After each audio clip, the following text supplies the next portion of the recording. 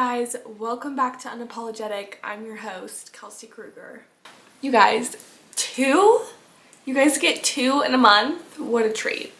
What a treat, okay? I'm really feeling inspired lately. I'm really just in the mood to sit and chat. I don't know if it's because it's January and it's so gloomy outside and I just feel so cooped up, you know what I'm saying? But I'm ready to chat. I want to get into it.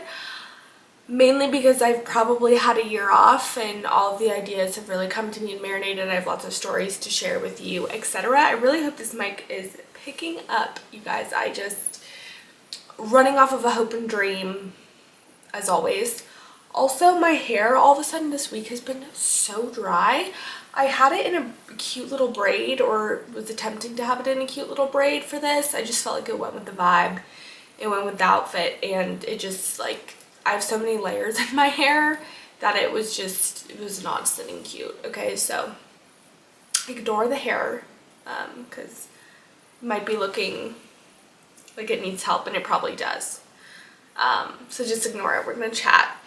Like I said in my last episode, my next episode originally was going to be about anxiety.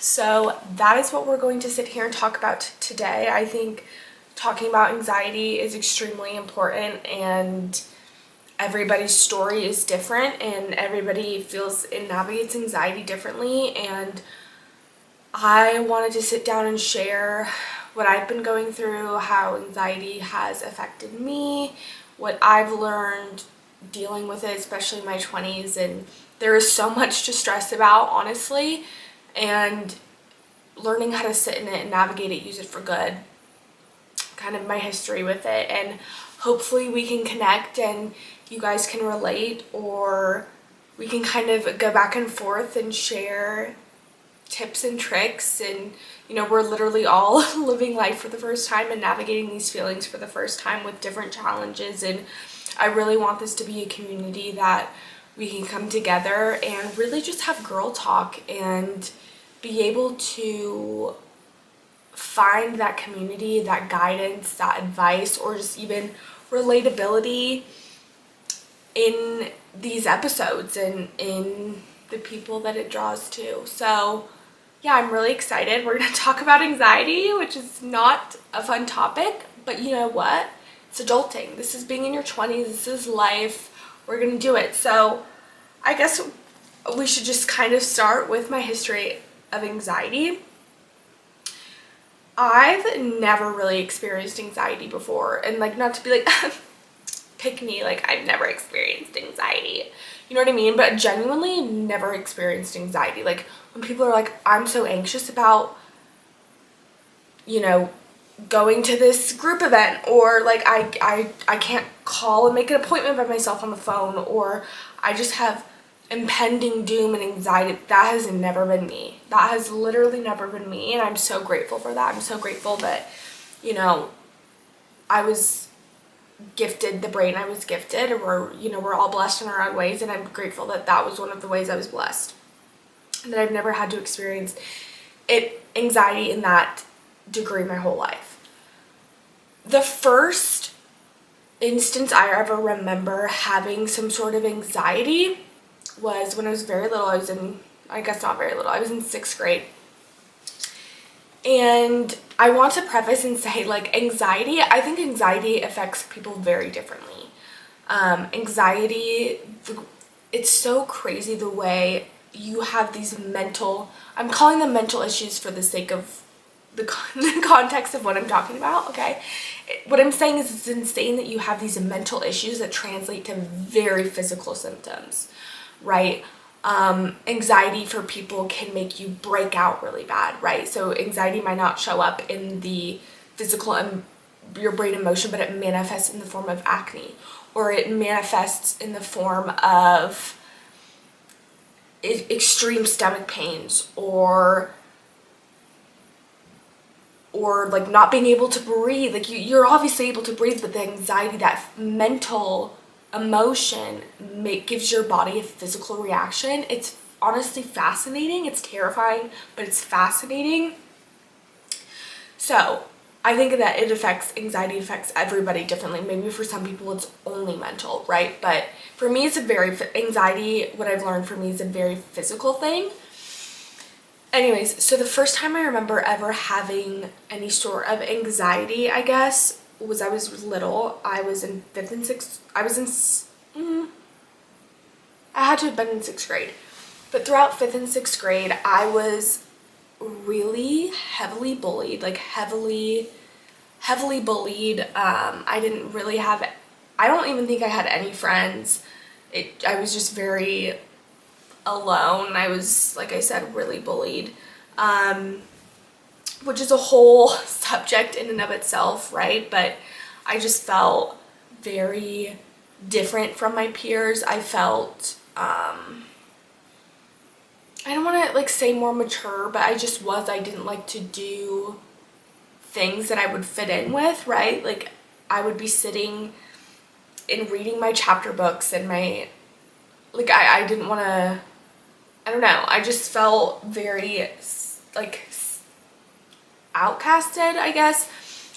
But that's also because I was really heavily bullied, right? So that's something to dive, I guess, deeper in on another day. But I was so bullied to the point that eventually it was giving me physical symptoms. And I woke up like clockwork every night at around 2 a.m., literally like clockwork, and had the most excruciating stomach pain. Literally the most excruciating stomach pain. I was up for probably an hour in the middle of the night, just like both ends, just in so much pain. But then after an hour, it would go away. I would be able to go back to sleep, and it was like nothing had happened. And that probably continued on for a week. I would wake up in the middle of the night, again, like clockwork, 2 a.m., so sick for an hour, be okay, go back to sleep again the whole week. Eventually, it got to the point my parents were obviously really concerned. We thought it was my appendix or something else was, seriously medically wrong. And they took me to the hospital finally in the middle of the night one night, and the doctor was like, it's nothing. There's nothing wrong with her. There's nothing wrong with her labs or x-rays or anything like that. Like, it's anxiety. And I was like, what? I'm 12. I don't know. And that pain was very real for me. It wasn't waking me up. And I've always been very, I believe, mentally strong. Even in the hardest of circumstances, I feel like I have a really healthy mindset about things, and I've had that. That's something that I've carried with me forever. Again, something I'm very grateful for. I've just always been able to see the other side of things. So, obviously, and again, I'm 12 years old, but I'm like, what? What do you mean? Like, no, like, I'm sick. Like, these are real symptoms for me.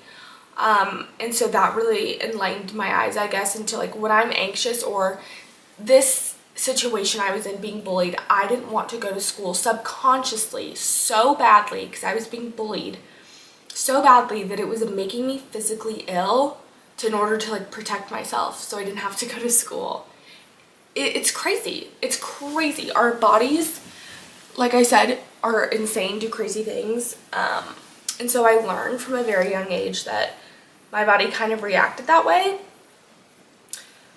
which was fascinating. I'm sure lots of you have similar stories out there who have struggled with something like that. It's just wild. It was a great learning curve for me. But yeah, other than that, really instance in my childhood, I don't ever remember having anxiety. I just had no social anxiety. I was not afraid to talk to somebody new, or I just always had a very healthy mindset about things, very strong mentally, and I think I've been through a lot in my life, whether that be, like family things or relationships and friends, and I've just always had a very strong outlook, and I think really healthy coping mechanisms even when I was little. And I've always also had like a great support system with like my family, my grandma. I've just always been really strong and healthy in that way, one of my favorite coping mechanisms even to this day, and I watched when I was little doing it too, like I have diaries all the way back from 2nd grade, is journaling. Literally journaling. I've always loved to journal, to write things down, to document. It really helps me work through things and process things as an adult. I have tried therapy before, and I'm not open to the idea of ever going to therapy again. I think for me, and for a lot of people, I'm not unique in this, it's not about, okay, help me, tell me what to do, like what steps do I need to take to better myself, or better the situation I'm in, or how do I handle this. A lot of the times I knew how to handle it. It was just getting me to actually, it's a lot harder to actually get to do the right thing, right? But just being able to like vent to somebody. But I think that even with a therapist, sometimes there's still a wall. You still hold things back because you still are talking to somebody about it. And I just don't feel like it's ever necessarily your 100% authentic self and thoughts in those sessions. Again, that's just my opinion. I'm sure that is, oops, we're having a little rattling of the tripod. I'm sure that is not the case for a lot of people. Therapy is so helpful, and I've actually thought about it still as an adult, going and trying it again, but I tried it a couple of years ago, and I just have always gone back to journaling and using that as my outlet, and something that's consistently been there for me and got me through has been journaling. Like, I have full book journals, and also I think it's so cool, genuinely cool, to look back and at how far you've come and really immerse yourself. It's like teleporting into time. Like, you remember exactly how you felt in that day and how daunting it felt, and I'm never gonna escape these feelings, and this thing that happened to me is never going to go away, and I'm gonna feel like this forever, and it's gonna ruin my life. And it's so cool to read something like that years later and be like, honey, but seriously, read it and be like, wow, I have come so far. That situation I thought years ago would break me didn't, and I'm here stronger. Like, it's just so, I will never stop ranting about, or I guess advocating for, how healthy journaling is for you and all of the benefits that come from it. Genuinely, it's like a time portal. So cool to look back in your little self. And I remember reading my 7th grade one, and I think it was my 7th, 8th grade, my middle school journal. Literally filled this journal, every single page.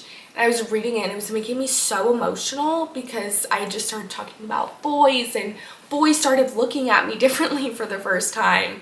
And watching all of that unfold in real time, so to speak, made me so emotional, because like, little Kelsey has no idea what's coming for her, or just that beginning of womanhood, and even just being objectified as a 13-year-old, and watching my brain at 13 process that for the first time just made me so emotional. And so just having those things to look back on, I think, is so special and so healing. And even as an adult now, like, if I'm having issues in my relationship or issues in my job or whatever, being able to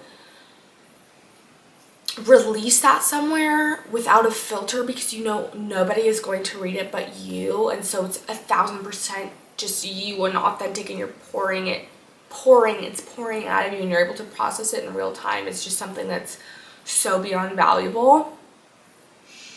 And yeah, there's my little journaling rant. I think number one, when I'm so upset or I'm going through something that I feel like is impossible to take on my own, other than, praying and turning to God towards it, is journaling about it. Still do this to this day. It is my forever favorite practice. I don't know where I would be without it, truthfully. And if you're not journaling, moral of the story is you need to be. So then, yeah, again, I've always had like really healthy coping mechanisms, and just like a really strong mindset or anxiety about, the way you look and whatever. I think life is too short. Of course, we all have insecurities. Like, we all wish some days that maybe our nose was a bit smaller, or our lips were a bit bigger, or our hair looked differently, or our body looked differently, or whatever. Everybody has those moments. But I think it's such a waste of life to be so caught up in how you look and let that consume you. You know what I mean? Like, life is just too short to be concerned with, do I have a wrinkle on my face? And we're human, and we're all gonna have those feelings. We're all gonna think like that. But to let it debilitate you has just never been something that's I've struggled with or been in my mind. Like, even when I was very bullied at like a very young age, and it was drilled into me that you're not special and nobody likes you, and I'm like, wait, why? I'm great. I love myself. I love these things. You don't love them. That's okay, but why are you being mean? Like that, I've just always kind of had that mindset. And I think that's helped me so much in my adulthood with confidence, and pageants especially has been a real tester of that and drilled that into me. Like, your beauty doesn't take away from somebody else's, and somebody else's beauty or accomplishments doesn't take away from yours. And so pageantry, I think I owe a lot of that to also, has really enforced that in me. But like I said, I feel like I've always been grateful to have really healthy coping mechanisms and outlets and mindsets and patterns of thinking. So really been blessed in terms of that.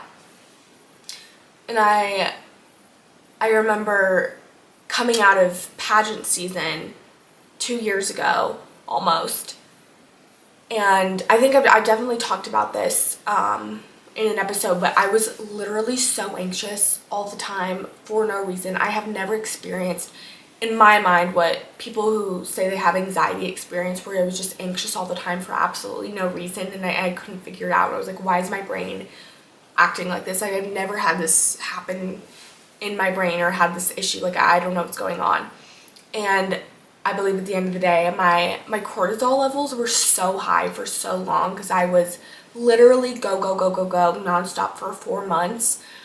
And I was working 6 or 7 days a week. I was up from 6 till midnight, 1 a.m. working or pageant prepping or podcasting or whatever I was doing. And then pageantry, competition day, and it's done, right? Competition day, one girl wins, and it's done for the other 48 of them, right? So it just all comes to a sudden end. There's no tapering off of it. There's no slowly. It's just you're gunning for it, and then it's over. And I think I literally shocked my entire system. That cortisol, what's the word I'm looking for? Oh, it was just completely depleted, right? It just sucked everything out of me.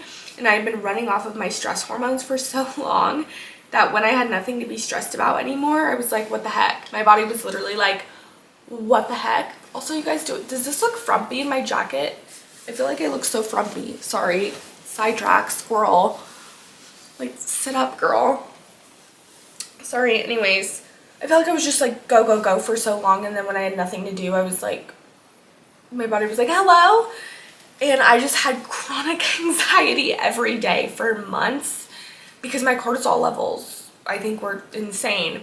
I cut out caffeine. I was drinking, well, didn't cut out caffeine, but I wasn't drinking my double shot espressos anymore. I cut back to matchas, and that helped tremendously because, as you know, caffeine makes anxiety so much worse.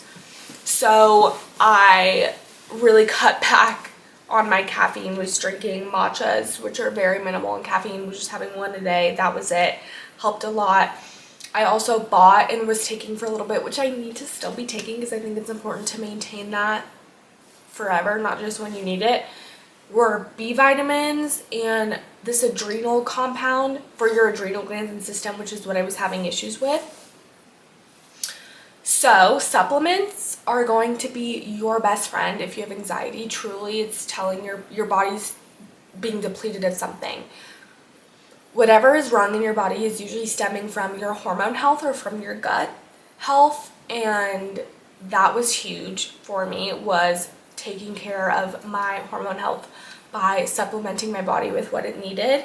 And I still need to be doing this today, okay? I'm not doing a great job of it right now. But in the moment when I was so anxious, and I never felt like that before, taking those supplements to fulfill my body, replenish it with what it needed, and balance it out. Also, cutting back on that caffeine literally did wonders. And in a couple months, I was back to my normal. And it was great. I will also say, I wanted to talk about relationships too, which also gave me very, very physical symptoms. I am so lucky. I am in such a healthy, beautiful relationship now with a partner who I feel like betters me and I want to be better for, and who I love very much, and I hope that he, excuse me, and I think that you guys, how do I phrase this? Sorry, my brain is kind of mush. I know that I am pushing him to be better as well, and like that's such a beautiful dynamic and balance in a relationship. So I'm in literally the most healthy, wonderful relationship right now. I couldn't say better things. However, a few years ago, 3-4 years ago, I was not. At the time I thought it was healthy. It was also my first ever relationship. There's you guys, okay, that relation, I don't even want to like honestly give it any airtime or utter any things about it, because it was just so disgusting, and I just hate giving it any life, but it happened, right? And I learned things, but I just hate giving it the time of day. But at the time I thought it was healthy. Again, there's so many things that go into it about why I thought it was healthy. It was also, again, my first ever relationship, and I just didn't know any differently. But looking back, I wonder if I could insert pictures here. Okay, you guys. When I look back in pictures of myself when I was in that relationship, I am literally sick. I'm sick. You guys, I was so puffy. So puffy. My entire body was inflamed. So inflamed. Like, so inflamed in the face. Was insane. Maybe I can insert a picture. Again, you guys, I'm technologically challenged, so you might never see something here, but if I can, I will. Okay, so inflamed, and I have like, I wouldn't say, but acne prone skin. I break out from time to time, or might use a makeup product that my skin doesn't agree with, or especially around my period I get a lot of breakouts. Speaking of this sweetie, gosh, anyways, sorry, what was I saying? Oh, I get like pretty bad breakouts before my period, but I have never had acne like this in my life than when I was in a relationship with that man.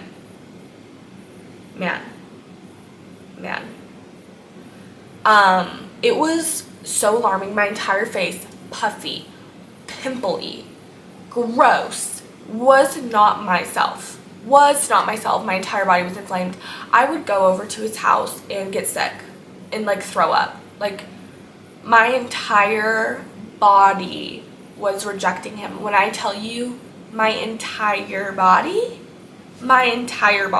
was rejecting him, his house, his energy, everything. Hated it.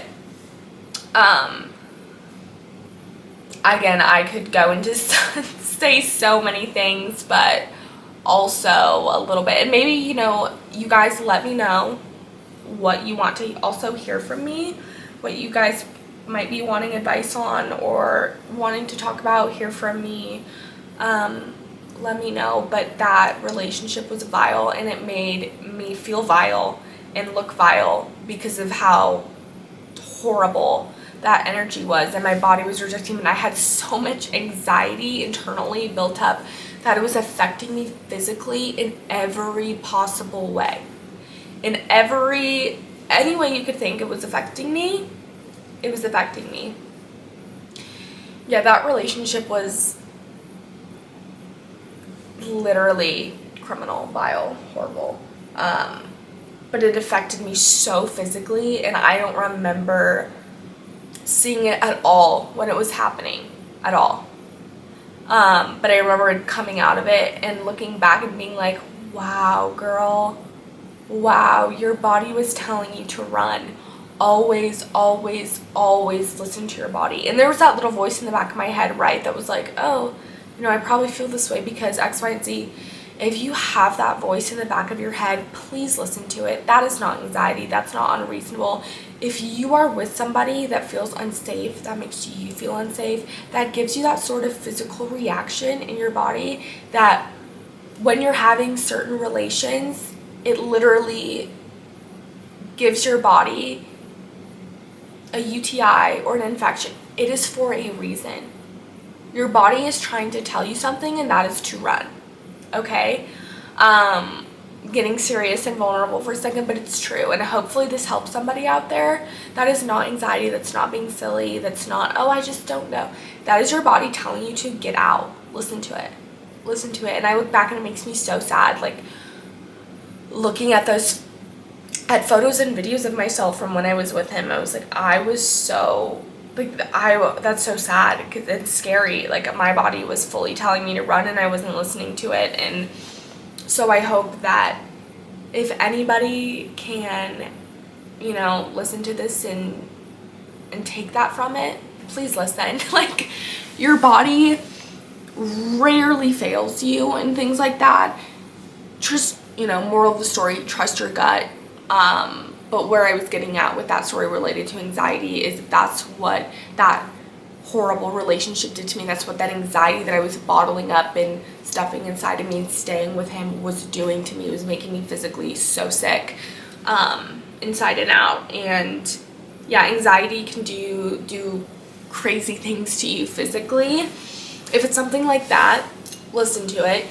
There was things like going from the pageant that you can't control, right? Like, you are working so hard for a dream. You are working so hard for something you're passionate about, something you love.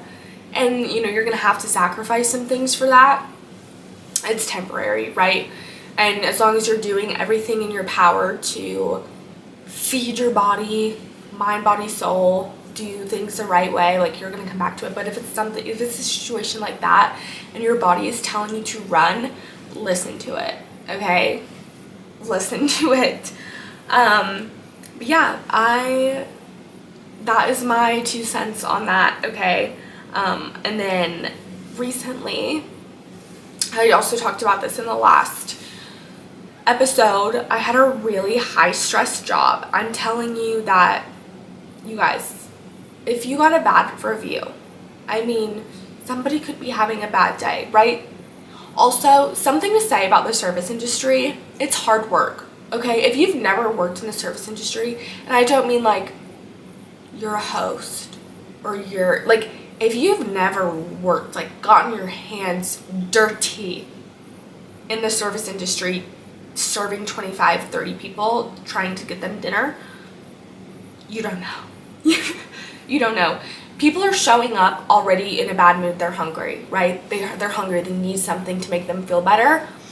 And so you're like idling that, right? And people are going to have bad days. Also, when you're just dealing with people in public, whether that be working at Target or a hairstylist even, like when you're dealing with open public people, you're going to get some wackos, okay? Like, that's just how the cookie crumbles.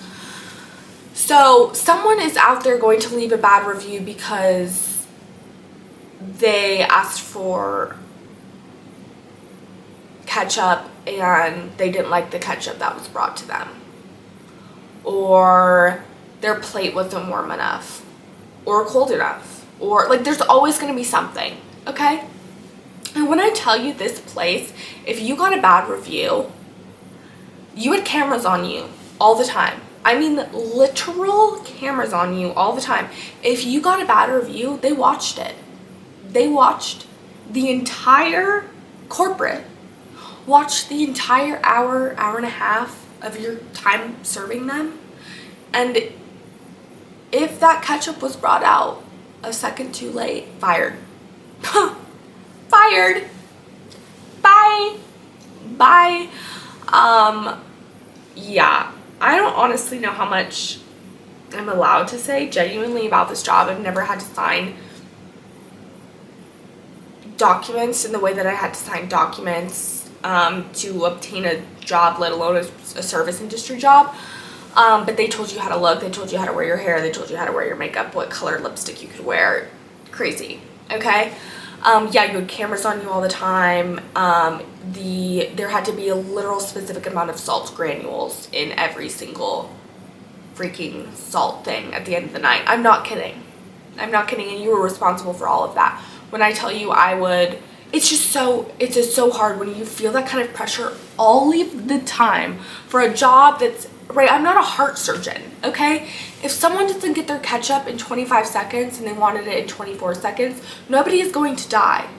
Nobody is going to die. They will still have ketchup for their fries at a reasonable time.